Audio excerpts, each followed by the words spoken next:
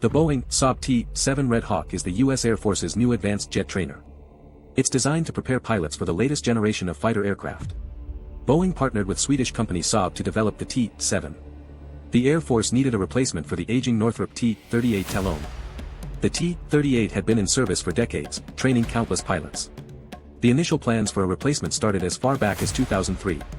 Safety concerns accelerated the timeline, leading to the TX program. Boeing and Saab unveiled their TX prototype in September 2016.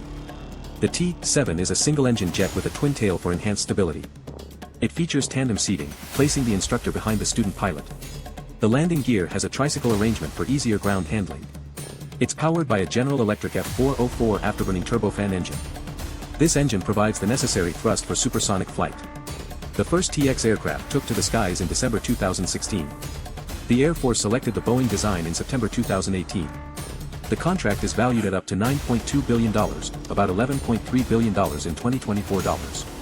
The agreement covers 351 aircraft and 46 simulators. It also includes maintenance training and long-term support services. Saab is building a manufacturing facility in Indiana for the T-7. This will create jobs and boost the local economy. The T-7A Red Hawk name honors the Tuskegee Airmen. The Tuskegee Airmen were African-American pilots who fought in World War II. Their planes had distinctive red tails, hence the Red Hawk name. The T-7A Red Hawk represents the future of Air Force pilot training.